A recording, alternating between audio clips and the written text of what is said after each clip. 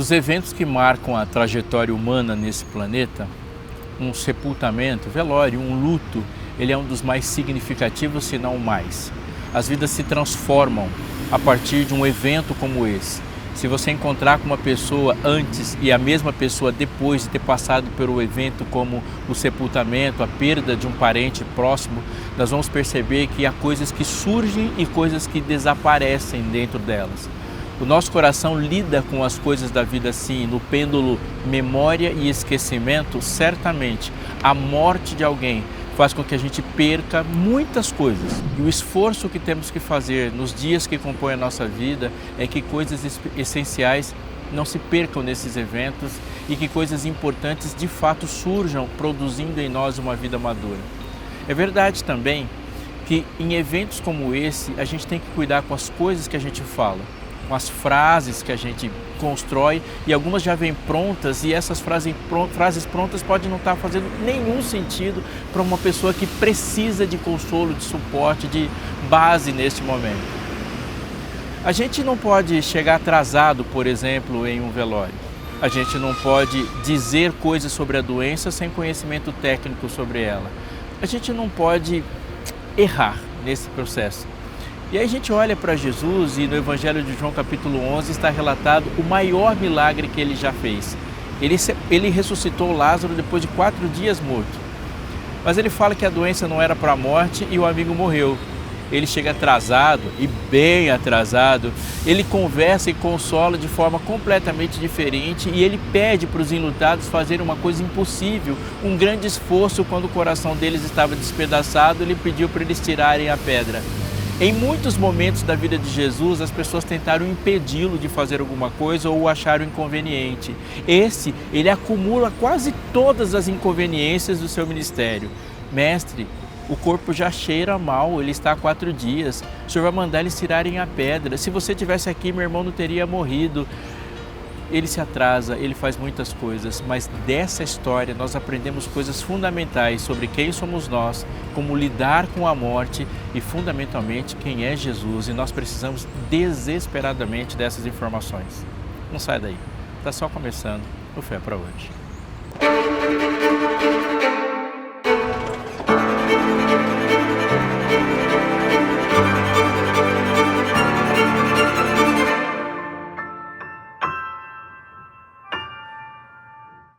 O livro de Romanos, capítulo 6, verso 23 diz: porque o salário do pecado é a morte, mas o dom gratuito de Deus é a vida eterna em Cristo Jesus. É um texto pesado e cheio de esperança, porque ele traz para a gente a ideia real de que a morte não é necessariamente natural, como muitas pessoas dizem. A morte é penal, ela é a pena capital de um pecado. Então nós morremos por causa do pecado. Então quando a gente pensa nas doenças, nas guerras, na fome, elas não causam mortes dessa perspectiva, elas antecipam. A causa da morte sempre será uma humanidade caída e em pecado. Falar do pecado e das suas consequências, portanto, é super importante para que a gente compreenda o mundo tal como ele é. A Novo Tempo, pensando nisso, e tendo essa consciência de que não dá para falar de Bíblia, de esperança, sem falar do que nós estamos sendo salvos e do processo, preparou um guia de estudos fundamental e importante para você. A cura do pecado, ele é muito importante. E ele, vou te dizer, ele chega até a sua casa de forma gratuita se você simplesmente pedir. Assim, ó, você está vendo na tela aí o número, você liga para a gente, manda uma mensagem para a gente ou entra no site. Esse estudo bíblico vai chegar à sua casa de forma gratuita. Repito, o envio e o material é gratuito. E você, a partir dele, pode mergulhar na sua Bíblia e ter o coração cheio de esperança com a vitória que Jesus proporciona para o nosso maior problema. Liga para a gente, nós vamos ficar muito felizes de falar com você e de enviar também esse estudo para você, para que seja um benefício para a sua família.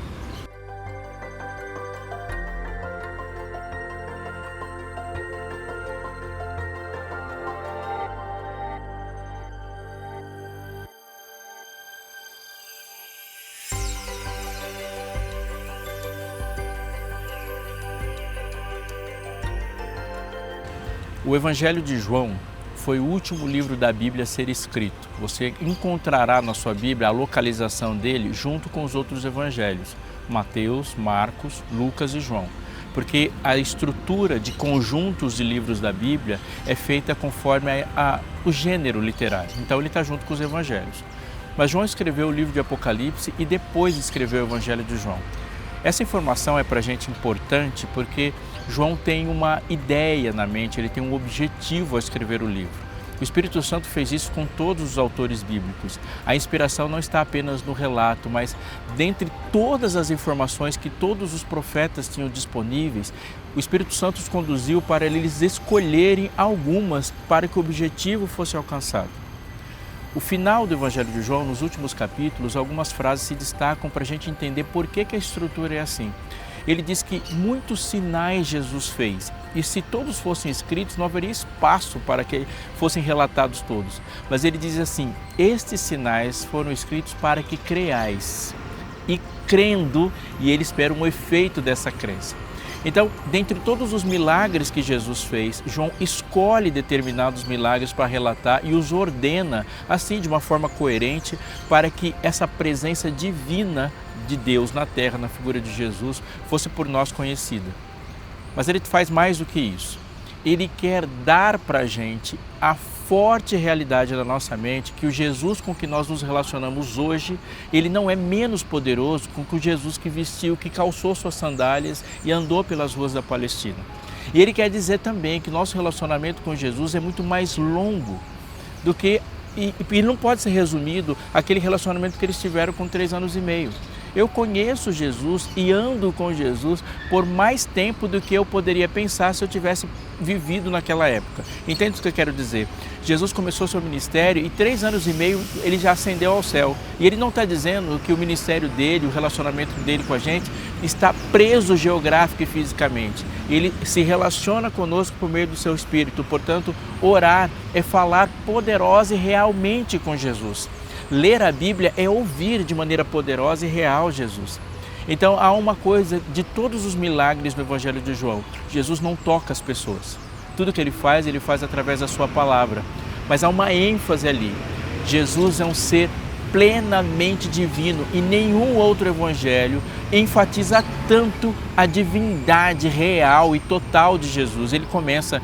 No princípio era o verbo, a palavra, o verbo era Deus, o verbo estava com Deus, ele estava no princípio com Deus. Todas as coisas foram feitas por intermédio dele e sem ele, nada do que foi feito se fez. No capítulo 8, verso 58 de João, ele vai dizer uma outra frase que diz a respeito da sua divindade. Antes que Abraão existisse, ele diz, eu sou. E dizer eu sou é a frase que ilumina todo o universo, porque ele se apresenta dessa forma. E o eu sou vai acompanhar Jesus em todas as esquinas que ele passa, todos os passos, todas as casas que ele entra, todos os corações que ele toca, porque ele eu sou, e essa apresentação faz dele Jesus ali. Eu sou o caminho, ele diz. Eu sou a verdade, eu sou a vida, eu sou a ressurreição e a vida. Conversando com seus interlocutores que procuravam a verdade nas páginas da Escritura, no mesmo livro de João, capítulo 5, verso 39, ele vai dizer, examinais as Escrituras porque julgais ter nelas a vida eterna, e elas testificam de mim. Jesus é o ser real, divino, aquele que estava sentado no trono é o mesmo que esteve na manjedoura, e a totalidade da divindade na manjedoura é a mesma que fala, que explana, que explica que é Jesus pleno, Deus conosco.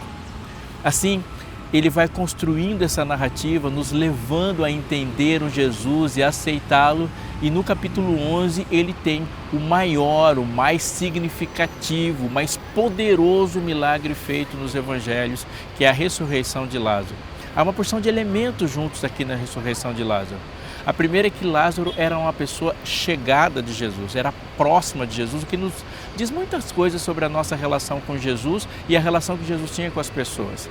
Jesus tinha na casa de Lázaro um refúgio, eles eram próximos e reconhecidamente próximos. Vede como ele os amava, é uma frase dita ali. As irmãs de Lázaro, elas estão próximas de Jesus, elas estão presentes em muitos episódios, e em alguns episódios ela vai ser usada como isca, onde as pessoas que estão contra Jesus pensam nessa proximidade para ver nisso um calcanhar de Aquiles em Jesus. Jesus frequentava o lar deles em Betânia.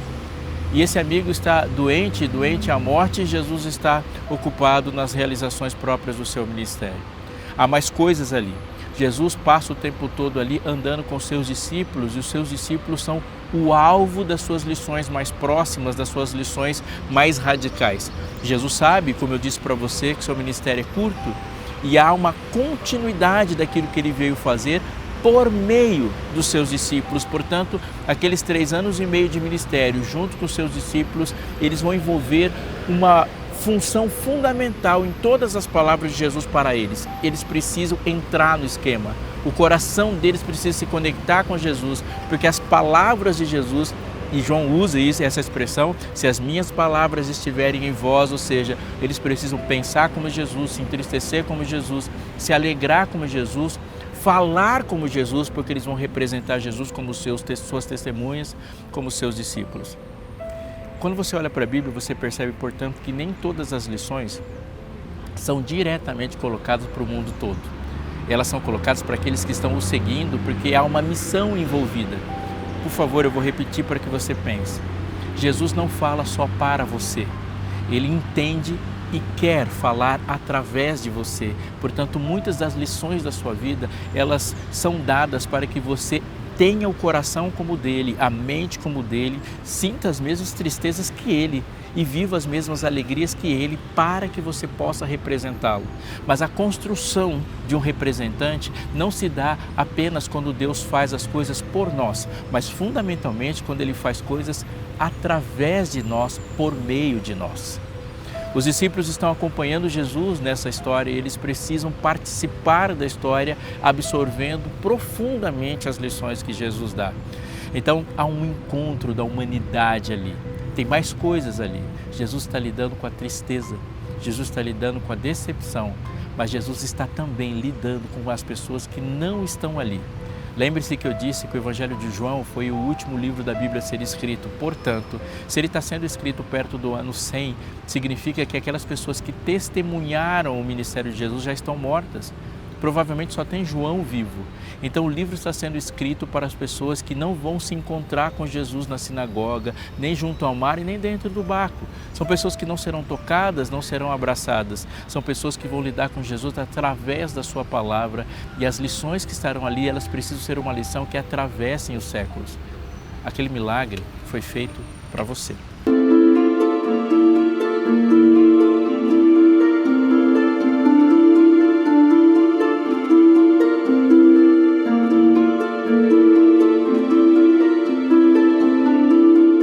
O grande teólogo John Stott escreveu um livro pequeno, mas muito importante, sobre o batismo do Espírito Santo, a plenitude.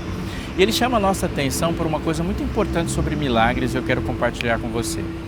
Os milagres, eles são feitos a partir do poder de Jesus e, obviamente, eles são feitos em benefício da humanidade. Muitos relatos de milagres na Bíblia, você vê um alvo ali do milagre e há uma pessoa sendo beneficiada, uma família que tem a sua vítima da morte devolvida para o seu convívio, pessoas que não estavam andando e agora começam a andar, leprosos que se curam e assim por diante.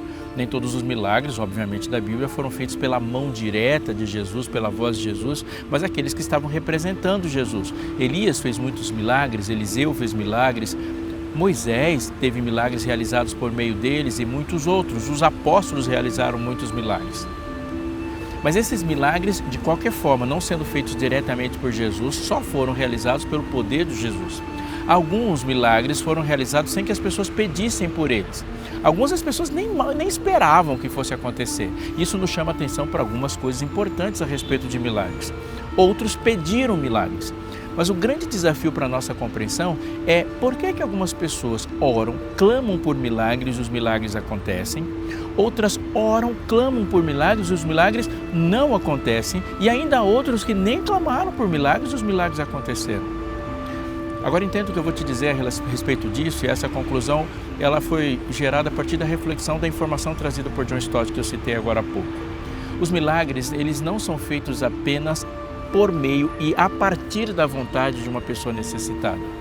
Deus é um estrategista e Ele tem um plano dentro do arco da redenção que começa antes da fundação do mundo. Deus já imaginava, já sabia, Deus tinha plena consciência, Ele tinha total conhecimento a respeito da realidade do pecado e o plano da salvação já estava feito antes do pecado. Ele entra em curso no momento que o pecado acontece.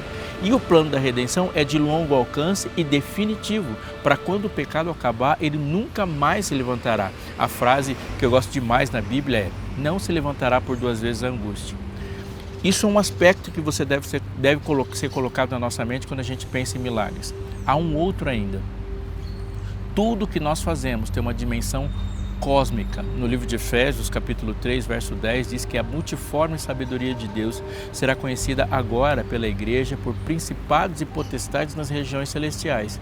Nem tudo que fazemos gera uma informação sobre Deus para as pessoas ao nosso redor. Se você observar e estudar um pouco na Bíblia sobre os processos de juízo, por exemplo, isso envolve anjos testemunhando. Daniel capítulo 7 mostra que os livros foram abertos diante de seres que não estão vivendo neste planeta. Miríades e miríades dos seres inteligentes fora daqui, nas galáxias que compõem o universo. Pois bem, junte essas informações. Deus é um estrategista, nem tudo na nossa vida está relacionado a nós mesmos, nós somos testemunhas para além das pessoas que estão nos vendo, mas para o universo todo. E todos os milagres são decorrentes de um poder que emana de Deus, a despeito de de quais mãos eles usaram. Então a gente percebe uma concentração de milagres em determinados momentos da história.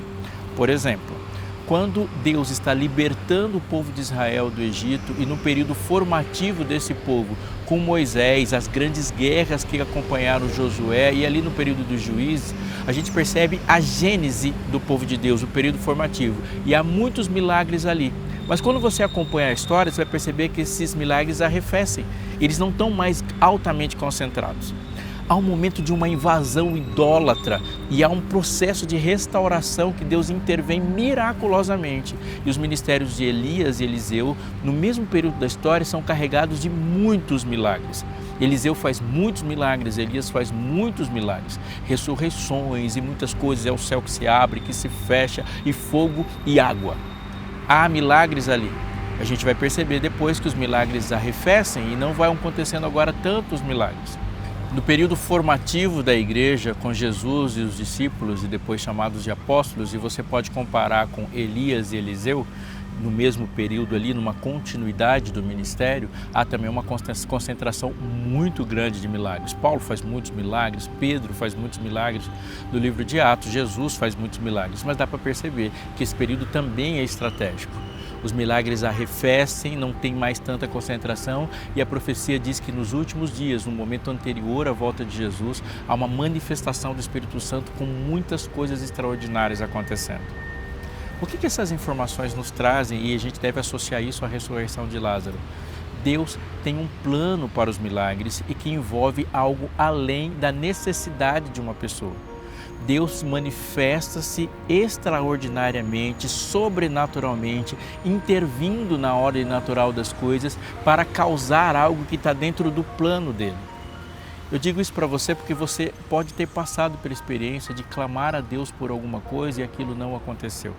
Você pode tentar pensar por que alguns milagres aconteceram em alguns momentos e outros não, e por que o Deus da Bíblia, que manifesta ações maravilhosas no seu povo, não é o mesmo Deus de hoje. Lembre-se, a Bíblia cobre um período muito grande de tempo e a gente não vê na Bíblia milagres acontecendo o tempo todo. Tem muitas pessoas na Bíblia que passaram séculos vivendo como a gente vive hoje, porque Deus tem um projeto contínuo. A gente pode comparar, por exemplo, com um tabuleiro de xadrez. A gente olha para as peças, elas têm valores diferentes, mas o movimento das peças não é feito pelas peças, é feito pela mão que pensou a estratégia.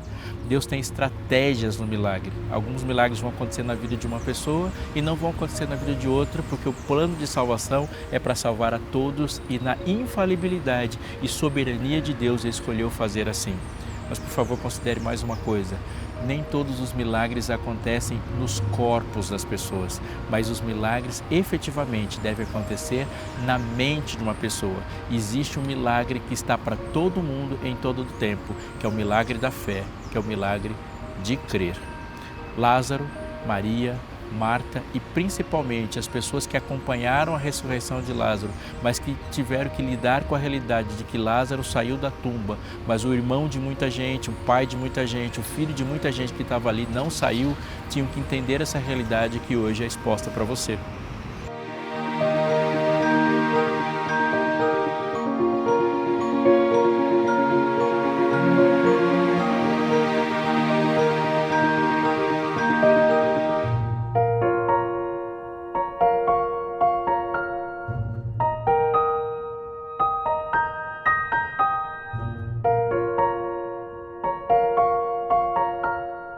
Evangelho de João, capítulo 11, a partir do verso 1, diz: Estava enfermo Lázaro, de Betânia, da aldeia de Maria e de sua irmã Marta.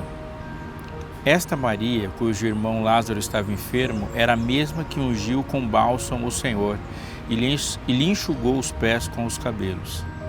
Mandaram, pois, as irmãs de Lázaro dizer a Jesus: Senhor, está enfermo aquele a quem amas. Ao receber a notícia, disse Jesus: essa enfermidade não é para a morte, e sim para a glória de Deus, a fim de que o Filho de Deus seja por ela glorificado.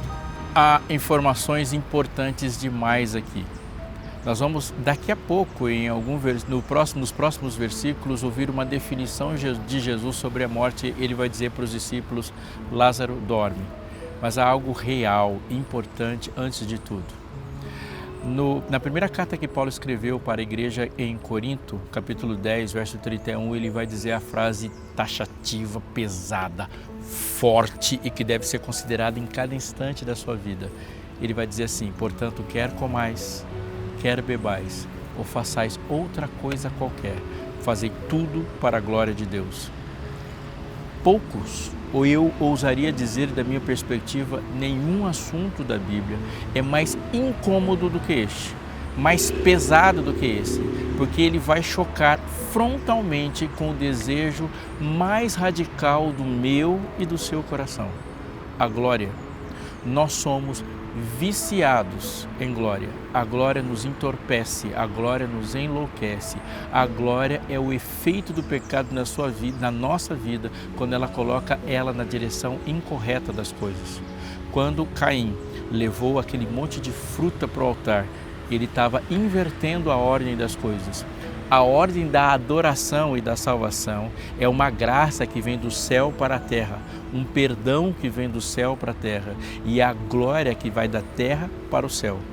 Toda a glória do universo ela é direcionada e deve ser direcionada para a mesma direção. Se você estivesse em Júpiter ou estando em Belo Horizonte, se estiver em alguma galáxia ou diante do trono ou no quarto da sua casa, tudo que fazemos deve ser direcionado para a glória de Deus. Tudo que Deus faz, Ele faz para a sua glória. Portanto, se perguntarmos assim: como Deus fez o mundo? Poderíamos responder: Deus fez o mundo falando. Para que Deus fez o mundo? Não tenha dúvida, para a sua glória. Mas o que nos assusta e deve nos levar à reflexão é que absolutamente todas as coisas que Deus faz, Ele o faz para a sua glória. Todos os efeitos, tudo é para a sua glória. E aqui ele vai colocar uma informação arrepiante. Quando ele pensa em Lázaro que está doente, a sua doença é séria, a ponto das suas irmãs mandarem uma mensagem para ele pedindo socorro. Meu irmão Lázaro está gravemente doente e Deus sabe em Jesus que Lázaro vai morrer. Ele junta tudo isso e fala: essa enfermidade não é para a morte, essa enfermidade é para a glória de Deus. Posso estar falando com alguém doente, posso estar falando com alguém que chora por um doente, posso estar falando com um enlutado. E todas as informações se juntam numa coisa: tudo é para a glória de Deus. Um dia, ao conversar sobre esse assunto com uma aluna que eu tive, ela falou: eu não posso aceitar um Deus dessa forma, que faz tudo para a sua glória.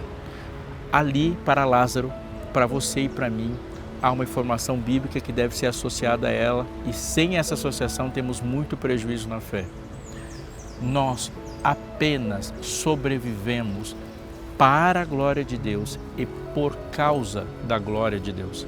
O alimento da alma é a glória de Deus e não própria. Toda alma que procura glória para si é uma alma anêmica.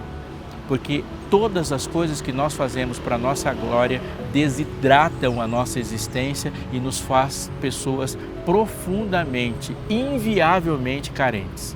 A única coisa que satisfaz uma vida é a glória de Deus. Pensemos um pouco sobre o que é a glória de Deus.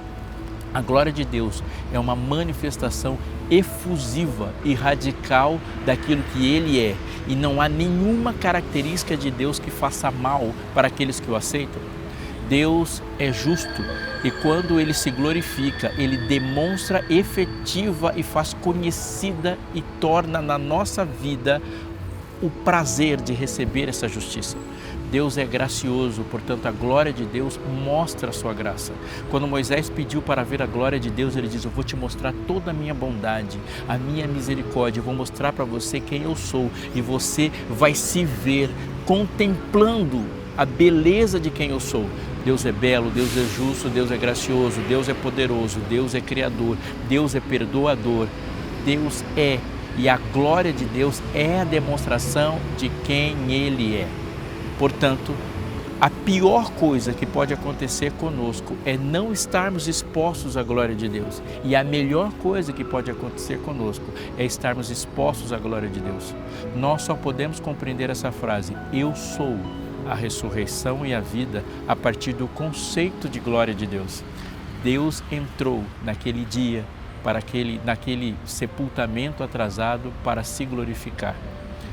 Pense, se Jesus tivesse abraçado Maria, se tivesse falado com Marta, se tivesse consolado as pessoas, se ele ao mesmo tempo, se ele tivesse trazido Lázaro de volta dos mortos, mas se ele não tivesse se demonstrado como Jesus a solução de todas as coisas, esse milagre não deveria estar na Bíblia. Mas todos os milagres são para a glória de Deus. Tudo que Deus faz, Ele o faz para a sua glória. A ressurreição de tudo é para a glória.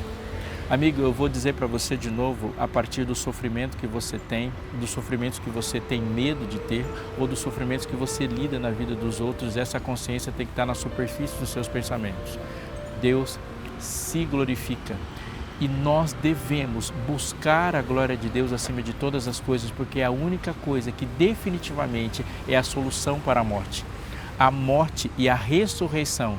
A glória de Deus agindo na morte, a glória de Deus agindo na ressurreição é a solução definitiva para o pecado, porque o pecado começou quando um anjo não quis glorificar a Deus. A minha oração deve ser todo dia: Senhor, me ajude a desejar a sua glória, a perceber a sua glória e a viver para a sua glória. Nós podemos passar muito tempo falando sobre isso e devemos passar muito tempo falando sobre isso. Mas se a gente lê cada versículo da ressurreição de Lázaro sem pensar na glória de Deus, nós não entendemos por que Jesus se atrasou, por que ele chegou, por que ele falou o que fez e de que maneira ele inspirou João a escrever esse texto lá. Nosso sofrimento só vai deixar de ser um sofrimento quando nós o colocarmos à disposição da glória de Deus. E é neste momento que o sofrimento se transforma em alegria e alegria eterna.